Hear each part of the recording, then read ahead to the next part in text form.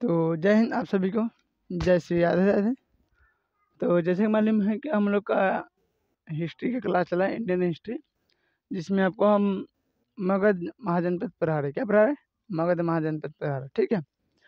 और मगध महाजनपद में आपको अशोका पढ़ा रहे हैं, अशोक मौर्य पढ़ा रहे हैं आपको। इससे पहले उनके चंद्रगुप्त मौर्य पढ़ा दिए, बिंदुसार पढ़ा दिए, बिंबिसार को पढ़ा दिए, और धनानंद यानी नंदवंश पढ़ा दिए, सब पढ़ा दिए, ठीक है। अगर अभी तक आप क्लास नहीं देखे तो आप हमारे प्ले लिस्ट में जाके क्लास को देख सकते हैं, या हमारे चैनल पर पूरा रिकॉर्डेड अभी क्लास पूरा पढ़ा है, ठीक है।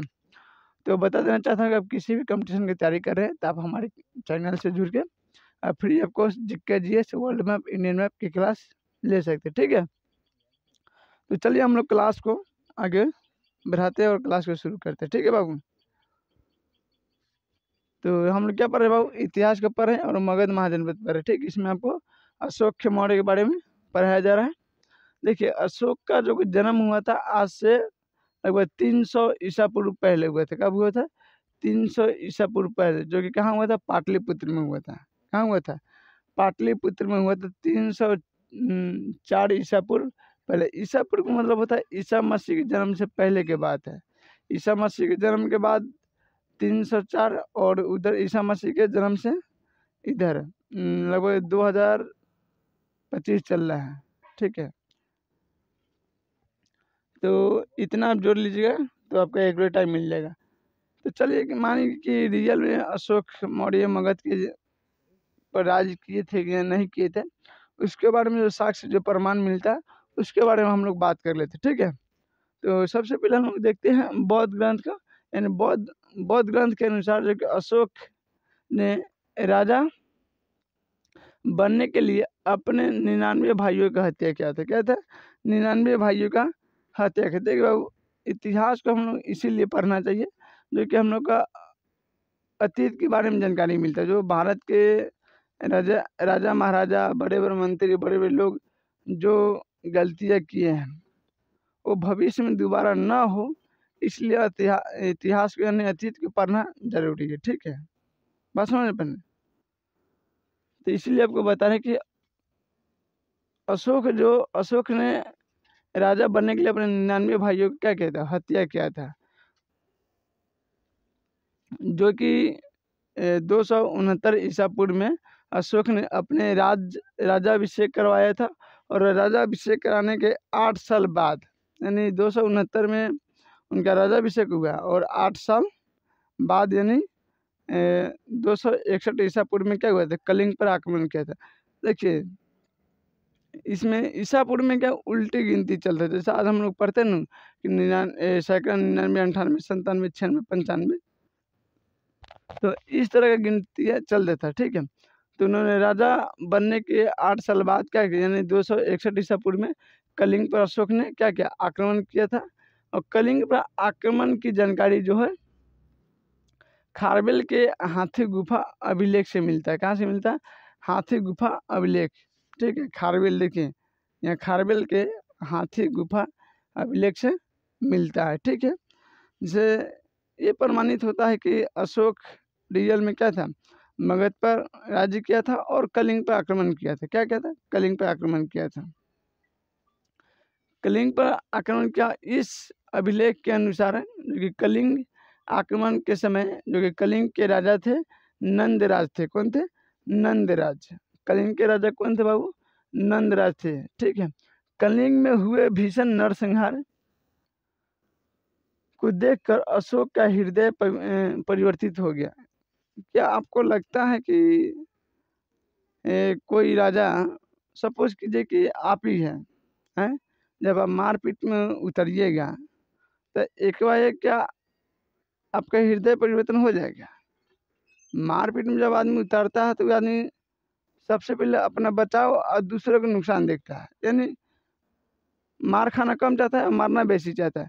कि उस समय आप जाके युद्ध स्थल में जाकर बैठ के सोचिएगा कि वो मारेंगे, बेकार हो जाएगा, हो जाएगा, तब आपका कोई चैप्टर खलास कर देगा, कर देगा। तो यह बात कुछ अलग था। बात यह हुआ था कि जब अशोक राजा बना तो एक दिन क्या हुआ कि शिकार पर निकले, ठीक है। शिकार पर निकले तो उड़ीसा साइड ठीक है, ओखन तो अखंड भारत बन गया था। तो पूरा तो अशोक का ही राज था, वो किधरों जा सकता था। तो गया तो देखा कि जो कि नंद राज की जो पुत्री थी राजकुमारी, उन्होंने जंगल में वो भी भ्रमण कर रही थी। क्या करते, भ्रमण कर रही थी, और उनको देख के बहुत सुंदर थी। तो अशोक का प्रेम हो गया। अब प्रेम होने के कारण बात वार्तालाप चला, और बाद ही में अशोक पूछा कि क्या आप हमसे शादी कर सकते? तो उन्होंने कहा कि नहीं, कहा कि हमारा कलिंग का एक नियम है कि जो कलिंग की जो कन्याएं हैं वो कलिंग के अंदर ही शादी करेगी। ठीक है, फिर अपन लोग वो अपना रास्ते चला। बाद में हुआ कि कलिंग पर उन्होंने आक्रमण किया, और उनका कोई सेनापति अशोक के उनका क्या किया, नटिया उड़ा दिया, काटिए दिया। अब जनती हचाक दिन काटा, नटिया के अगारों में गिरा। देखा कि भाई किसका सर है, देखा तब वही जो जिनके लिए उन्होंने पूरे कह लीजिए कि कमरे सजा के रखे हुए थे, वो अब क्या पूरा बिखर चुका था। और इस हम आप ही देखिए कि अगर आप जिसके लिए लड़ना चाहते हैं, अगर वही आप न रहे दुनिया में, चाहे साथ छोड़ दे, तो फिर हम लड़िए किसके सहारे? क्या अगर आप जिसके लिए लड़ना चाह रहे हैं, अभी ये मानिए कितना स्टूडेंट होंगे कि सबका अलग अलग सपना, कितने का होगा माता पिता का होगा, कितने का खुद का होगा, कितने का होगा आने वाला भविष्य में बाल बच्चा अपनी पत्नी के लेके होगा, और वही साथ ना रहे, जीवित ना रहे, तो आप किसके लिए लड़िएगा? फिर कैसे जगह चलो उठाते हैं झोरिया झंडा, चलते हैं यहाँ से। क्या तो ये बात यहाँ कुछ अलग था। इसमें बताया गया कि ऐसा माना जाता है कि अशोक ने हाथियों को प्राप्त करने के लिए कलिंग पर आक्रमण किया था। हो सकता है, ठीक है, बट आप एक दृष्टि को देख के चलिएगा कि जिसका दादा यानी चंद्र मौर्य अपने ससुर जो सेल्यूकस निकेटर को 500 हाथी गिफ्ट देने के सामर्थ्य रखता है, वो आदमी हाथी के लिए लड़ जाएगा? लगता है आपको? जैसे लोग कहता है कि जो मिल जा से माटी, जो ना मिला से सोना। जिसके पहले ऑलरेडी हाथी के समय सेना है, गजराज सेना है, उसको गज के लिए लड़ना क्या जरूर पड़ेगा? क्या तो हो सकता है, बाकी हमको इस पर थोड़ा डाउटफुली होता है, ठीक है, कि हाथी के लिए ना कि एक, और ऐसा माना जाता है कि अखंड भारत में जो कि एक अपवाद था कलिंग, जो कि अखंड भारत पूरा बन गया था, लेकिन उसमें कलिंग नहीं जीता गया था।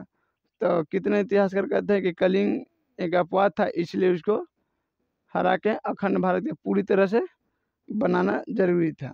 ठीक है, इसलिए आक्रमण किया गया था। बहुत लोग का अलग अलग अपना मानना है, ठीक है। तो इसका थोड़ा आप लोग देखिएगा, और फिर हमको कमेंट में उत्तर जरूर बताइएगा कि रियल में सच्चाई क्या था, ठीक है। तो कलिंग आक्रमण किया था भाई। कलिंग युद्ध के बाद अशोक ने क्या किया, बौद्ध धर्म को अपनाने लगा, और उनको बौद्ध धर्म की प्रेरणा कौन दिया था? उनके भतीजा थे, उनका नाम था निगोथर। ठीक है, क्या उनका भतीजा था निगोथर, उन्होंने क्या क्या बौद्ध धर्म को उनको मानने का प्रेरणा दिया था, ठीक है। और उनको जबकि बौद्ध धर्म की शिक्षा कौन दिया था? उप जो गुप्त थे, उनको बौद्ध धर्म की शिक्षा दी थी। और अशोक का बौद्ध धर्म उसका जो कि व्यक्तिगत धर्म था। रियल बात है, कोई भी जीवन में आप कोई भी कार्य कीजिए तो आपका व्यक्तिगत होना चाहिए, ना कि आप जबरदस्ती किसी से मनवाइए। जैसे कि अभी वर्तमान देखिएगा कि पति जो है पत्नी के लिए कोई कार्य के लिए, चाहे कोई ऐसा वस्तु के लिए, चाहे कोई ऐसा मानने के लिए, चाहे जैसे वोटे के लिए देखिएगा, कितना पति अपना पत्नी की जबरदस्ती कहता कि ना फलना के ना चिलना के देवे के बा, कहना हम उनका ना देवे इनका दे, जबरदस्ती दबाव डलता। क्या कितना लोग को अथी के लिए मतलब नहीं करना चाहिए इसे, ठीक है। और अशोक इस क्या बात के उदाहरण दिए थे कि कोई भी व्यक्ति को अगर कोई धर्म या कोई है तो उसका व्यक्तिगत होना चाहिए, या कोई अपन कार्य जो उसके व्यक्तिगत होना चाहिए, ना कि आप दूसरे के ऊपर थोप दीजिए और कहिए कि नहीं तू भी इस चीज़ के कर, तू भी इस चीज़ के मान। तो गलत बात है, ठीक है।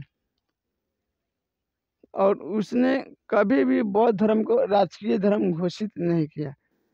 और उन्होंने अशोक ने अपना जो कि साम्राज्य में कभी बौद्ध धर्म के राजकीय बौद्ध धर्म नहीं घोषित किए, इसलिए वो चाहते थे वो कर सकते थे, क्या कोई राजा है, लेकिन उन्होंने नहीं किया। उन्होंने कहा कि सबका अपना अपना फ्रीडम है, सबका अपना अपना व्यक्तिगत अपना क्या है, स्वतंत्रता है, और सब रियल बात तो होना भी चाहिए। और जैसे अब ये संविधान अभी वर्तमान देता है, लेकिन हमारे संविधान देता है, बट कुछ ऐसे जो कि प्रभारी लोग व्यक्तिगत है कि किसी को इतना फ्रीडम हो नहीं, क्योंकि उनको नॉलेज नहीं है, और उनका जो कि नॉलेज ना होने के कारण क्या है, उनका लाभ उठाया जाता है।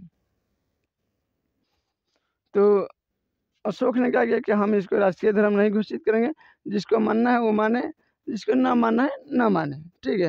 लेकिन हाँ, उन्होंने कोशिश की है, जो बौद्ध धर्म की जो अच्छाइयाँ हैं उस सबको बताया उन्होंने। अब कहा कि हाँ, आप इस चीज़ कीजिएगा तो जीवन शांतिपूर्ण बीतेगा, ठीक है। मैंने शांतिपूर्ण उन्होंने जाति जोड़ दिया, ठीक है। फिर अशोक ने अपने बौद्ध धर्म के प्रचार के लिए अपने जो कि बेटा महेंद्र को और बेटी थी संघमित्रा कहाँ भेजे, श्रीलंका भेजे थे। कहाँ भेजे थे? श्रीलंका भेजे उन्होंने। और श्रीलंका के राजा थे सिंघली। कौन?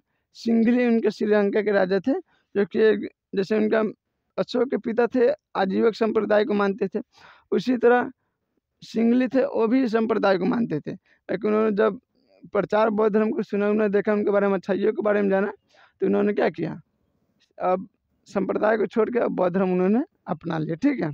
तो आशा है कि आप लोगों को क्लास अच्छा लगा होगा। फिर हम लोग मिलते हैं नेक्स्ट क्लास में, और जो इसमें छूटा उठा है उसके बाद हम लोग शिलालेख किस अवस्था में लगे अशोक का, उस सब और हम आपको पढ़ाएंगे, ठीक है। तो जय हिंद आप सभी को, जय श्री राधे राधे। फिर हम लोग मिलते हैं अगले नेक्स्ट क्लास में।